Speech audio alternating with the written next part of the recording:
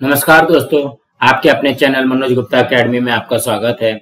दोस्तों, आज हम कक्षा 8वीं के भूगोल पाठ 7 जनसंख्या इस पाठ का स्वाध्याय अर्थात प्रश्न उत्तर करने वाले हैं।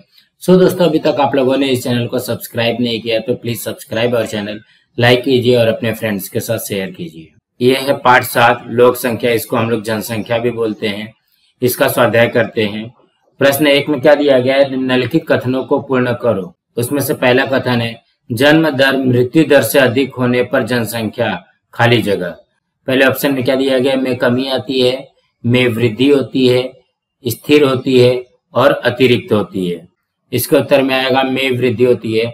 जन्म दर मृत्यु दर से अधिक होने पर जनसंख्या में वृद्धि होती है। दूसरे कथन में क्या दिया गया है, कार्यशील जनसंख्या में खाली जगह आयु समूह के लोगों का समावेश होता है।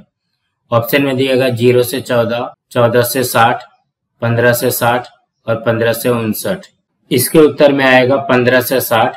कार्यशील जनसंख्या में 15 से 60 आयु समूह के लोगों का समावेश होता है। तीसरे कथन में दिया गया है, समाज में आधुनिक प्रौद्योगिकी का प्रसार खाली जगह कारक पर निर्भर है। इसके ऑप्शन में दिया गया लिंग अनुपात, जन्म दर, साक्षरता, प्रवासन। इसके उत्तर में आएगा साक्षरता। समाज में आधुनिक प्रौद्योगिकी का प्रसार साक्षरता कारक पर निर्भर है। दोस्तों, अब हम अगला प्रश्न करते हैं। प्रश्न 2 में दिया गया है, निम्नलिखित कथनों की जांच करो और अयोग्य कथनों को सुधारो। इसमें से पहला कथन क्या दिया गया, प्रदेश के क्षेत्रफल के आधार पर जनसंख्या के घनत्व का संकेत मिलता है। इसके उत्तर में आएगा यह कथन गलत है और इसका सुधारित कथन क्या है, प्रदेश के क्षेत्रफल तथा जनसंख्या आधार पर जनसंख्या के घनत्व का संकेत मिलता है। दूसरे कथन में क्या दिया गया, साक्षरता की दर से जनसंख्या की गुणवत्ता परिलक्षित होती है। इसके उत्तर में आएगा यह कथन सही है। तीसरे कथन में क्या दिया गया, जिस क्षेत्र से जनसंख्या प्रवासन करती है उस प्रदेश के मानव संसाधन पर विपरीत परिणाम होता है। इसके भी उत्तर में आएगा यह कथन सही है। चौथे कथन में क्या दिया गया है, अधिक आर्थिक समृद्धि का अर्थ विकास है। इसके उत्तर में आएगा यह कथन गलत है। इसके सुधारित कथन क्या आएगा, अधिक आर्थिक समृद्धि जनसंख्या का उच्च रहन सहन, जीवन की अधिक गुणवत्ता, समान अवसर की उपलब्धता और स्वतंत्रता का अर्थ विकास है। पांचवें में क्या दिया गया है, विकासशील देशों का मानव विकास सूचकांक 1 होता है। इसके भी उत्तर में आएगा यह कथन गलत है। इसके सुधारित कथन है, विकासशील देशों का मानव विकास सूचकांक 0.500 से 0.600 के बीच होता है। दोस्तों, अब हम अगला प्रश्न करते हैं। प्रश्न 3 में क्या दिया गया है, संक्षेप में उत्तर दो। पहला प्रश्न क्या है, जनसंख्या के अध्ययन हेतु किन बिंदुओं पर ध्यान दिया जाता है। इसके उत्तर में आएगा, जनसंख्या के अध्ययन हेतु निम्नलिखित बिंदुओं पर ध्यान दिया जाता है। कौन कौन से बिंदु है, 5 बिंदु है। 5 बिंदुओं में से पहला है लिंग अनुपात संरचना। जनसंख्या संरचना के अध्ययन में जनसंख्या के लिंगानुसार स्त्री पुरुष होने वाले वर्गीकरण पर विचार किया जाता है। दूसरा है आयु समूह संरचना। जनसंख्या संरचना के अध्ययन में आयु समूहों 15 वर्ष से कम, 15 से 59, 60 वर्ष से अधिक आदि के अनुसार होने वाले जनसंख्या के वर्गीकरण पर विचार किया जाता है। तीसरा बिंदु क्या है, कार्यानुसार संरचना। जनसंख्या संरचना के अध्ययन में कार्य क्षमता, कार्यक्षम और अकार्यक्षम के अनुसार होने वाले जनसंख्या के वर्गीकरण पर विचार किया जाता है। चौथा है निवास स्थान के अनुसार संरचना। निवास स्थान के आधार पर जनसंख्या का ग्रामीण और नागरीय जनसंख्या में वर्गीकरण किया जाता है। जनसंख्या संरचना के अध्ययन में इस वर्गीकरण का विचार किया जाता है। और पांचवा है साक्षरता के अनुसार संरचना। साक्षरता के आधार पर जनसंख्या 2 वर्गों में वर्गीकृत की जा सकती है। पहला साक्षर और निरक्षर। जनसंख्या संरचना का अध्ययन करते समय इस वर्गीकरण पर भी विचार किया जाता है। दोस्तों, अब हम अगला करते हैं। दूसरे प्रश्न में क्या दिया गया है, जनसंख्या वितरण पर परिणाम करने वाले अनुकूल और प्रतिकूल कारकों की सूची बनाओ। तो इसके उत्तर में आएगा, जनसंख्या वितरण पर प्रभाव डालने वाले अनुकूल कारकों की सूची नीचे दिए अनुसार है। पहले हम लोग अनुकूल कारक देख लेते हैं, बाद में यहाँ पे प्रतिकूल कारक देखेंगे। तो इसमें से पहला क्या है, स्वच्छ हवा, पानी तथा सूर्य प्रकाश की पर्याप्त मात्रा में उपलब्धता। दूसरा समतल भूभाग। तीसरा उचित वर्षा एवं तापमान। चौथा उर्वर मृदा। पांचवा खनिज संसाधनों की विपुलता। छठवां कारखानों का विकास। सातवां नगरीकरण, आठवां परिवहन सुविधाओं का विकास, नौवां बाजारों की उपलब्धता, 10वां राजनीतिक स्थिरता, 11वां अंतर्राष्ट्रीय शांति, 12वां अनुकूल राजनीतिक नीतियां और 13वां है अनुकूल सामाजिक प्रचलन एवं परंपराएं। और जनसंख्या वितरण पर प्रभाव डालने वाले प्रतिकूल कारकों की सूची नीचे दिए अनुसार है। पहला है स्वच्छ हवा, पानी और सूर्य प्रकाश की अनुपलब्धता। दूसरा पर्वतीय प्रदेश तथा दुर्गम प्रदेश। तीसरा तापमान और वर्षा की कमी अथवा अधिकता। चौथा अनुपजाऊ मिट्टी। पांचवा खनिज संसाधनों की कमी। छठवां कारखानों का अपर्याप्त विकास। सातवां अपर्याप्त नगरीकरण। आठवां परिवहन की सुविधाओं का अभाव। नौवां बाजारों की अनुपलब्धता। 10वां राजनीतिक अस्थिरता। 11वां अंतर्राष्ट्रीय अशांति अथवा युद्ध। 12वां प्रतिकूल राजनीतिक नीतियां और 13वां है प्रतिकूल सामाजिक प्रचलन एवं परंपराएं।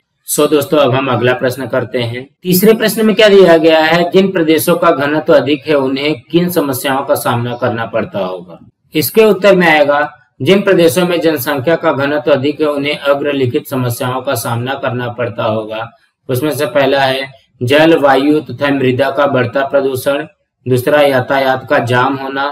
तीसरा निवास की समस्या और चौथा है बढ़ता अपराध इत्यादि। दोस्तों अब हम अगला प्रश्न करते हैं। ई में क्या दिया गया है, जिन प्रदेशों का लिंग अनुपात कम है उन्हें किन समस्याओं का सामना करना पड़ता हो। इसके उत्तर में आएगा जिन प्रदेशों का लिंग अनुपात कम है उन्हें अग्रलिखित समस्याओं का सामना करना पड़ता होगा। उसमें से पहला है विभिन्न प्रकार की पारिवारिक एवं सामाजिक समस्याएं और दूसरा है स्त्रियों पर अत्याचार इत्यादि। प्रश्न 4 में क्या दिया गया, भौगोलिक कारण लिखो। उसमें से पहला है जनसंख्या एक महत्वपूर्ण संसाधन है। इसके उत्तर में आएगा पहला, किसी भी देश का आर्थिक, सामाजिक एवं सांस्कृतिक विकास उस देश की जनसंख्या एवं जनसंख्या की गुणवत्ता पर निर्भर होता है। दूसरा, यदि किसी देश की जनसंख्या सीमा से अधिक होगी और जनसंख्या की गुणवत्ता कम होगी तो उस देश का विकास मंद गति से होता है। और तीसरा है, यदि किसी देश की जनसंख्या सीमा के अंदर होगी और जनसंख्या की गुणवत्ता अधिक होगी तो उस देश का विकास तीव्र गति से होगा। इस प्रकार जनसंख्या एक महत्वपूर्ण संसाधन है। अब हम अगला करते हैं। दूसरे प्रश्न में क्या दिया गया है, कार्यशील जनसंख्या का समूह महत्वपूर्ण है। इसके उत्तर में आएगा पहला, 15 से 59 वर्ष आयु समूह की जनसंख्या को कार्यकारी जनसंख्या कहते हैं। दूसरा, 15 वर्ष से कम और 60 वर्ष से अधिक आयु समूह के व्यक्तियों को अकार्यक्षम जनसंख्या में समावेश होता है। देश की अकार्यक्षम जनसंख्या कार्यकारी जनसंख्या पर निर्भर होती है। तीसरा है, देश के कार्यकारी व्यक्ति नौकरी अथवा व्यवसाय करते हैं और उसके द्वारा देश की आर्थिक विकास में महत्वपूर्ण भूमिका निभाते हैं। चौथा है, जब कार्यकारी जनसंख्या की गुणवत्ता अपेक्षित स्तर की होती है और युवाओं की संख्या अधिक होती है तब देश का विकास तीव्र गति से होता है। इसलिए कार्यशील जनसंख्या का समूह महत्वपूर्ण है। अब हम अगला करते हैं। चौथे में क्या दिया गया है, आयु समूहों का अध्ययन आवश्यक है। इसके उत्तर में आएगा पहला, आयु समूह की संरचना का अध्ययन करके देश के शिशुओं, युवाओं, वयस्कों तथा वृद्धों की संख्याओं का आकलन किया जा सकता है। दूसरा, आयु समूह की संरचना का अध्ययन करने पर देश की आश्रित जनसंख्या, 15 वर्ष से कम और 60 वर्ष से अधिक आयु के व्यक्तियों की संख्या और कार्यक्षम संख्या में कौन कौन आते हैं, 15 से 59 वर्ष आयु वाले व्यक्तियों की संख्या की जानकारी प्राप्त होती है। तीसरा है, आयु समूह की संरचना का अध्ययन करने से सरकार को आर्थिक, सामाजिक, शैक्षिक, सांस्कृतिक आदि क्षेत्रों की नीतियां निर्धारित करने में सहायता मिलती है। और चौथा है, आयु समूह की संरचना के अध्ययन द्वारा देश के आर्थिक विकास का अनुमान लगाया जा सकता है। इसलिए आयु समूहों का अध्ययन आवश्यक है। दोस्तों अब हम अगला करते हैं। चौथे प्रश्न में क्या दिया गया है, साक्षरता का सीधा संबंध विकास से। इसके उत्तर में आएगा पहला, जिस देश में साक्षरता अधिक होती है वह देश आर्थिक, सामाजिक तथा सांस्कृतिक दृष्टि से अधिक प्रगति पर होता है। दूसरा, जिस देश में साक्षरता कम होती है वह देश आर्थिक, सामाजिक तथा सांस्कृतिक दृष्टि से अपेक्षाकृत कम विकसित होता है। तीसरा, साक्षरता का जीवन स्तर, जीवन की गुणवत्ता, उपलब्ध अवसर तथा स्वतंत्रता से प्रत्यक्ष अथवा अप्रत्यक्ष रूप से संबंध होता है। इस प्रकार साक्षरता का सीधा संबंध विकास से है। अब हम अगला करते हैं। पांचवें प्रश्न में क्या दिया गया है, मानव विकास सूचकांक के द्वारा देश के नागरिकों की वास्तविक प्रगति ज्ञात होती है। इसके उत्तर में आएगा पहला, मानव विकास सूचकांक निर्धारित करते समय आर्थिक स्तर, स्वास्थ्य और शिक्षा इन 3 संकेतकों पर विचार किया जाता है। दूसरा, देश की राष्ट्रीय आय, जीवन प्रत्याशा और साक्षरता के आधार पर देश के मानव विकास सूचकांक का मूल्य निर्धारित किया जाता है। तीसरा है, मानव विकास सूचकांक देश के नागरिकों का जीवन स्तर, जीवन की गुणवत्ता, नागरिकों के लिए उपलब्ध अवसर, नागरिकों की स्वतंत्रता, सामाजिक कल्याण, लोगों की समस्याओं का समाधान आदि घटकों का सूचक है। इस प्रकार मानव विकास सूचकांक के द्वारा देश के नागरिकों की वास्तविक प्रगति ज्ञात होती है। 5वें प्रश्न में क्या दिया गया है, टिप्पणी लिखो। पहला क्या दिया गया है, लिंग अनुपात, इस पे हमको टिप्पणी लिखना है। इसके उत्तर में आएगा पहला, किसी प्रदेश के प्रति 1000 पुरुषों पर स्त्रियों की संख्या को उस प्रदेश का लिंग अनुपात कहते हैं। दूसरा, लिंग अनुपात नीचे दिए गए सूत्र के द्वारा ज्ञात किया जाता है। सूत्र क्या है, लिंग अनुपात बराबर स्त्रियों की कुल संख्या बटे पुरुषों की कुल संख्या गुणे 1000। तीसरा है, यदि प्रति 1000 पुरुषों की तुलना में स्त्रियों की संख्या अधिक होती है तो लिंग अनुपात अधिक होता है। इसके विपरीत यदि प्रति 1000 पुरुषों की तुलना में स्त्रियों की संख्या कम होती है तो लिंग अनुपात कम होता है। चौथा है, 2011 की जनगणना के अनुसार भारत में केरल राज्य का लिंग अनुपात 1984 था और सबसे अधिक था। 2011 की जनगणना के अनुसार महाराष्ट्र का लिंग अनुपात 929 था। और पांचवा है, लिंग अनुपात पर पुरुषों का उत्प्रवासन, स्त्रियों की जन्म दर आदि घटकों का प्रभाव पड़ता है। अब हम अगला करते हैं। दूसरे में क्या दिया गया, आयु समूह संरचना, इसके ऊपर टिप्पणी लिखना है। इसके उत्तर में आएगा पहला, आयु समूह के आधार पर किए जाने वाले जनसंख्या के वर्गीकरण को आयु समूह संरचना कहते हैं। दूसरा, आयु समूह संरचना का अध्ययन करने पर देश के शिशुओं, युवाओं, वयस्कों तथा वृद्धों की अलग अलग संख्याओं की जानकारी प्राप्त होती है। तीसरा, इसके अध्ययन से देश की आश्रित जनसंख्या, 15 वर्ष से कम आयु वाले लोगों की संख्या और 60 वर्ष से अधिक आयु वाले लोगों की संख्या और कार्यक्षम जनसंख्या में कौन कौन आएगा, 15 से 59 वर्ष के लोगों की संख्या की जानकारी प्राप्त होती है। चौथा है, आयु समूह संरचना विभिन्न नीतियां निर्धारित करने में सरकार की सहायता करती है। दोस्तों अब हम अगला करते हैं। तीसरे में क्या दिया गया है, साक्षरता, इसके ऊपर टिप्पणी लिखना है। इसके उत्तर में आएगा पहला, 7 वर्ष से अधिक आयु समूह के लोगों की साक्षर एवं निरक्षर समूहों में वर्गीकरण किया जाता है। दूसरा, 7 वर्ष से अधिक आयु वाले जिन लोगों को पढ़ने लिखने आता है उन्हें साक्षर माना जाता है।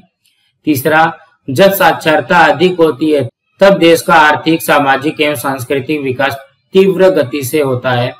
साक्षरता कम होने से देश की प्रगति में बाधा आती है।